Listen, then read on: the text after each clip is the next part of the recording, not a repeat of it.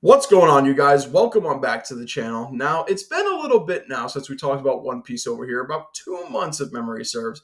So I figured we'd use this video today to talk about the One Piece anime, talk about Elbaf, and then move forward into where I think One Piece is going to go in the future. So, where should I start? Well, I feel like we should start with the negatives and then move forward into the positives. So, with that being said, Elbaf. Yes, unfortunately, Elbaf has to be in my negatives just because Elbaf has not been the arc that I thought it was going to be. And that's unfortunate because Elbaf is my most anticipated arc in all of One Piece, like since I got into the series. So Elbaf is something like a white whale to me. It was something that I've been looking forward to for so long. So and I thought nothing could really mess it up. Like I thought this was going to be a perfect arc. And at the beginning, it was. At the beginning, it was such a great arc because we had moments like Robin and Saul's reunion, which is something that I have wanted to see since Enies Lobby. Right, that has been like one of my most anticipated moments of all time for One Piece. We finally got it, and it was perfect. It was everything that I wanted it to be and more. Then we move forward from that, and we get the mural, quite possibly the best piece of lore that Oda has ever dropped in One Piece. Has things from the past, has things in the future in it, like probably foretells like events that's going to happen in the final saga. Like that mural is so good and carries Elbaf so hard, in my opinion. Like that mural is so perfect. So that's one of the like those two things I love about Elbaf, and I will always love about Elbaf till the day I die. But beside from those two things, in my opinion, Elbaf has been a very underwhelming arc, and that is so unfortunate to me. As like the characters, I just haven't resonated with any of the Giants, man. The Giants just don't feel like good characters to me, which is unfortunate because I had hope for like a land of giants, but none of them are interesting. The only interesting one is Loki, and Loki I feel like is barely on the page. The villains are not that good. The Holy Knights suck. I'm sorry, but they're not as good as the Emperors, as the Gorosei in Egghead. They just aren't as good. The only good Holy Knight was Shamrock, and he dipped. And as soon as Shamrock dipped, man, like they fell apart to me, which was very unfortunate. So, and then you can't even get me started on the fact that I thought this was going to be an Usopp arc, and it's just not an Usopp arc. So, but like I said, it's neither here nor there. I don't want it to feel like so much that I'm complaining. Like I know, yes, let it build up, let Oda build up the story, but in my opinion, I don't want to wait for Oda to build this up because I thought this was going to be great from the jump. Okay, so I'm disappointed. Yes, I'm disappointed in this arc. This arc has not been that good. In my opinion, it is the weakest arc of One Piece that I have read, like week to week. Like this has been a horrible week to week experience, and as a result of that, I have dropped One Piece for a little bit. Like 1045 was the last chapter that I've read, so I don't know what's happened recently. Maybe it's gotten better, but I'm waiting for chapters to build up and then going back into Elbaf. Maybe things could be better on a binge, but as of right now, Elbaf has not been doing it for me. So hopefully, after I let some chapters build up and then I come back, things have improved. But right now, it's just not it. Now, moving away from Elbaf, it's time to move into some positives.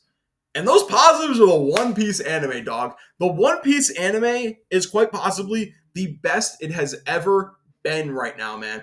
If you're not watching the One Piece anime, what are you doing? 1027 and 1028 are quite possibly the best One Piece episodes I've ever seen. Like the Luffy versus Kizaru battle, and then Saturn showing up. Dude, these are some good episodes. So first and foremost, Luffy versus Kizaru, quite possibly some of the best like animation I've ever seen in One Piece so far. Like so many cool, interesting details, like Luffy using the cloud as nunchucks and all that. Like very good fight. I loved what I saw from that fight so much.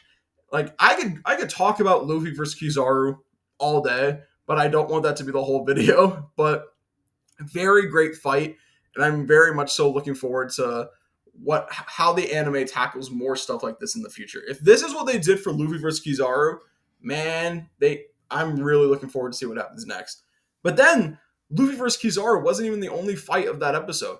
We had Zoro versus Lucci, and they made Zoro versus Lucci 10 times better than it was in the manga. In the manga, to me, Zoro versus Lucci wasn't all that great. I didn't really care for it that much. But the anime has made it a much more compelling fight than it ever was in the manga. Like, it's just great, man. Like, they added anime original like moments to that fight. But there's one thing that I that I really liked in that I thought was kind of funny that that I really like that Toei did. They changed it from Zoro being the one that was tired and panting to Lucci being the one that's tired and panting. It's almost like Toei read that chapter, saw Zoro wheezing and like panting in exhaustion, and they were like, no, no, no, no, no. We're moving that to Lucci. We're not taking part in this. So it's kind of like they buy into their own Zoro agenda, in my opinion, and they're just like, no, Oda, we love you, but we're not letting you do this to Zoro. And then they just move the tiredness to Lucci. I I thought that was pretty funny. I can't even lie.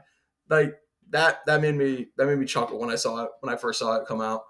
That was pretty good. But then, dude, the next episode, like these two episodes back to back, have been quite possibly the best, the best string of episodes that the One Piece anime has probably ever done, in my opinion, which is insane to me because we had Roof Piece and stuff. But like, this is the best. These are the best two string of episodes that One Piece has ever put out. Like, bro, Bonnie going to stab Saturn. Saturn's arrival alone is like one of the best things that I've ever seen in the One Piece anime. So good, man.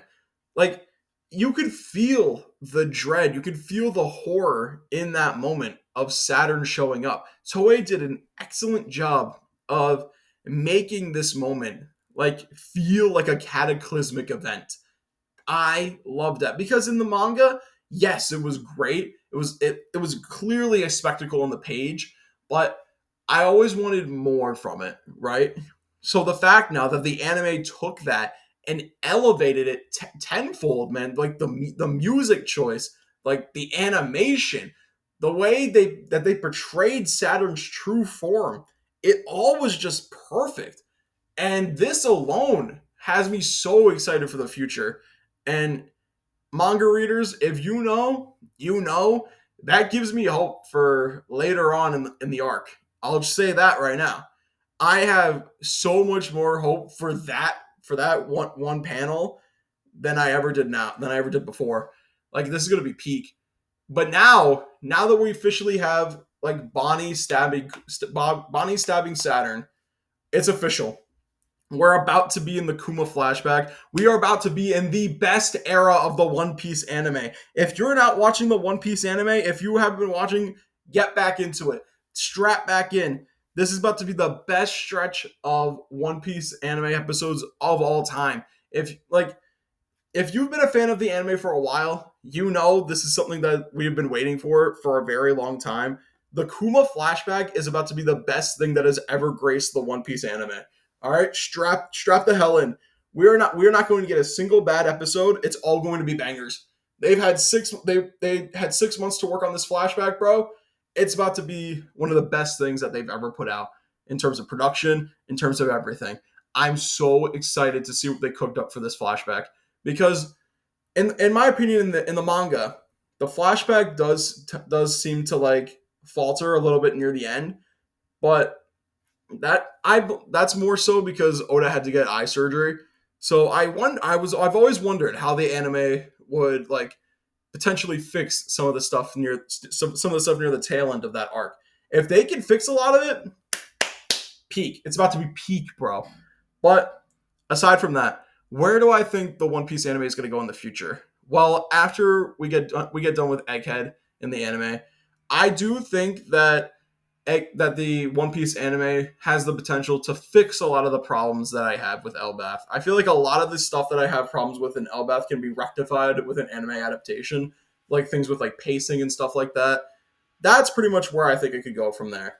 But what do you guys think? Let me know in the comments below what you think is going to happen next in One Piece. Like, comment, subscribe, and as always, I'll talk to you guys next time. Bye.